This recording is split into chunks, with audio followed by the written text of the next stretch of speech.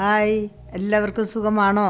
ഇന്ന് നമ്മളിവിടെ ഉണ്ടാക്കാൻ പോകുന്നത് ഒരു 4 മണി പലഹാരമാണ്. മുതിർന്നവർക്കും കുട്ടികൾക്കും എല്ലാവർക്കും കഴിക്കാൻ പറ്റിയതാണ്. വളരെ എളുപ്പത്തിൽ നമുക്ക് ഉണ്ടാക്കിയെടുക്കാം. ഇതിൽ അടങ്ങിയിരിക്കുന്നത് കോളിഫ്ലവറും അതേപോലെ തന്നെ ഗോതമ്പ് പൊടിയും ഉരുളക്കിഴങ്ങും എല്ലാം ഇട്ട് ഉണ്ടാക്കിയിരിക്കുന്നതാണ്. ഇത് ഷുഗറുകാർക്കും കൂടി കഴിക്കാൻ പറ്റിയതാണ്. ഞാനിതിൽ ബോണസ് ടിപ്പ് കൊടുത്തിട്ടുണ്ട്. ഇത് നമുക്ക് 2 രീതിയിലും ഉണ്ടാക്കിയെടുക്കാം.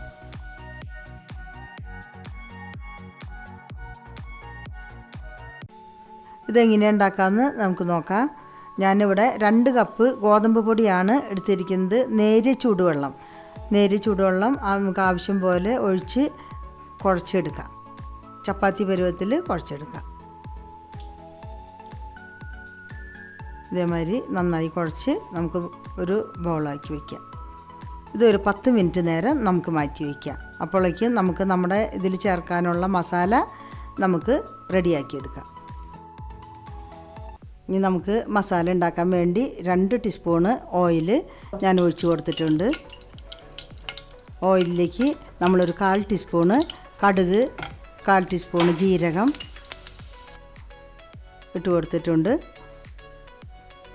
ഇനി നമുക്ക് 2 സബോള കട്ട് ചെയ്ത് വെച്ചതാണ് നമുക്കതിലേക്ക് ഇട്ട് കൊടുക്കാം. 2 പച്ചമുളക് അരിഞ്ഞു വെച്ചതാണ്. ഒരു കഷ്ണം ഇഞ്ചി അരിഞ്ഞു വെച്ചതാണ്. അത് നമുക്കതിലേക്ക് ഇട്ട് കൊടുക്കാം. ആവശ്യത്തിനുള്ള ഉപ്പ് നമുക്കതിലേക്ക് ഇട്ട് കൊടുക്കാം. 1/4 ടീസ്പൂണ് മഞ്ഞൾപ്പൊടി ഇട്ട് കൊടുക്കാം. 1/4 ടീസ്പൂണ് കുരുമുളക് പൊടി ഇട്ട് കൊടുക്കാം. നന്നായി ഇളക്കി കൊടുക്കാം. ഇനി നമ്മൾ ഇട്ട് കൊടുക്കാൻ പോകുന്നത് കോളിഫ്ലവറാണ്. ഇനി നമുക്ക് ഇത് നന്നായി ഇളക്കി കൊടുക്കാം.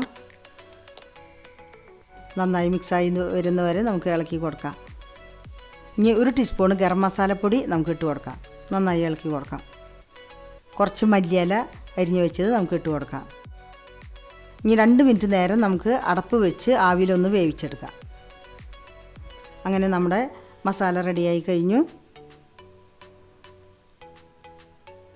ഇനി ഉരുളൻകിഴങ്ങും കൂടി നമുക്കതിൽ ചേർത്തി കൊടുക്കാം. ഉരുളൻകിഴങ്ങ് ചേർത്തി നല്ലപോലെ നമുക്ക് മിക്സാക്കിയെടുക്കാം. അപ്പോൾ നമ്മുടെ മസാല നന്നായി വന്നിട്ടുണ്ട്. അങ്ങനെ നമ്മൾ മാവ് കുഴച്ച് വെച്ചിരിക്കുന്ന മാവ് ഇതേമാതിരി ചെറിയ ചെറിയ ബോളുകളാക്കിയിട്ട് നമുക്ക് എടുത്ത് ഇനി നമുക്കത് പരത്തിയെടുക്കാം. അധികം വലിയതായി പരത്തണ്ട, ചെറുതായി തന്നെ നമുക്കത് പരത്തിയെടുക്കാം. പിന്നെ ചാനലിൽ പുതിയതാണെങ്കിൽ നമ്മുടെ ചാനൽ സബ്സ്ക്രൈബ് ചെയ്യാൻ മറക്കരുത്. പുതിയ വീഡിയോകളുടെ നോട്ടിഫിക്കേഷൻ കിട്ടുവാൻ വേണ്ടി ബെൽ ബട്ടൺ അമർത്തണം. ഈ വട്ടത്തിൽ നമ്മൾ പരത്തിയെടുത്താൽ മതി. ഇനി നമ്മളത് കയ്യിലെടുത്ത് നമുക്ക് ഇതിൻ്റെ സൈഡൊന്ന് ഇങ്ങനെ ഇതേപോലെ മടക്കി കൊടുക്കാം. ഒരു സൈഡ് മൊത്തം മടക്കി പിന്നെ നമുക്ക് അതിൻ്റെ ഉള്ളിലേക്ക് മസാല നിറച്ച് നമുക്ക് ഒരു ഡിസൈനായിട്ട് ഇത് നിറച്ചെടുക്കാം. കുട്ടികളൊക്കെ സ്കൂളിൽ പോയിട്ട് വരുമ്പോൾ നമുക്ക് ഉണ്ടാക്കി കൊടുക്കുമ്പോൾ അവർക്കത് കഴിക്കാൻ വളരെ ഇഷ്ടപ്പെടും. മുതിർന്നവർക്കും കഴിക്കാൻ നല്ലതാണ്. ഷുഗറുള്ളവർക്ക് പോലും കഴിക്കാൻ നല്ലതാണ്. ഇതേമാതിരി നമുക്ക് എല്ലാം ഉണ്ടാക്കി വയ്ക്കാം. ഇനി ഞാൻ ഒരു ഇഡ്ഡലി പാത്രം വെച്ചേക്കാണ്. നമുക്ക് ഒരു അരിപ്പ പാത്രമായാലും കുഴപ്പമില്ല. ഞാൻ ഇഡ്ഡലി പാത്രം വെച്ചേക്കാണ്. അതിൽ നമ്മൾ വെള്ളം ഒഴിച്ച് അടുപ്പത്ത് വെച്ചു. ഒരു ചെറുതായിട്ട് നമ്മൾ നെയ്യൊന്ന് ഈ പാത്രത്തിൻ്റെ അടിയിലൊന്ന് പുരട്ടി കൊടുക്കുകയാണ്. ഇനി നമ്മൾ ഇതെല്ലാം ഇതിൽ ഓരോന്നോരോന്നായി പറക്കി വയ്ക്കുകയാണ്. ഈ നെയ്യെല്ലാനും കൂടി ആവി കയറുമ്പോൾ നമ്മൾക്കിത് തിന്നാൻ വളരെ ടേസ്റ്റായിരിക്കും. അങ്ങനെ നമ്മുടെ വെള്ളം തിളച്ച് നമ്മളത് പാത്രത്തിലേക്ക് വെച്ച് കൊടുക്കുകയാണ്.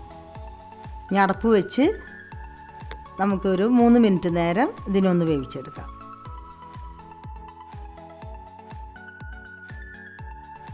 അങ്ങനെ നമ്മുടെ ഈ 4 മണി പലഹാരം റെഡിയായി കഴിഞ്ഞു. ഇതാണ് ബോണസ് ടിപ്പ്. ഇത് നമ്മൾക്ക് ആവി കൊള്ളിച്ച് എടുക്കാം.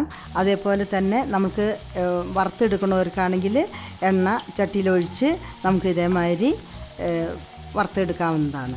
ഇത് അടിമൊരിഞ്ഞ് വരുമ്പോൾ നമുക്കൊന്ന് മറിച്ചിട്ട് കഴിഞ്ഞാൽ നല്ലോണം മുരിഞ്ഞ് കിട്ടും. അപ്പോൾ ആവി കൊള്ളിച്ച് കഴിക്കുന്നവർക്ക് അങ്ങനെയായി, കഴിക്കുന്നവർക്കും ഇങ്ങനെ കഴിക്കാം. ഇതാണ് ബോണസ് ടിപ്പ്. അങ്ങനെ നമ്മുടെ റെസിപ്പി 4 മണി പലഹാരം റെഡിയായി കഴിഞ്ഞു. ഇനി നിങ്ങൾ വീടുകളിൽ ട്രൈ ചെയ്ത് നോക്കണം. ഇനി നമുക്ക് അടുത്തൊരു വീഡിയോയുമായി വീണ്ടും കാണാം. അതുവരയ്ക്കും ബൈ.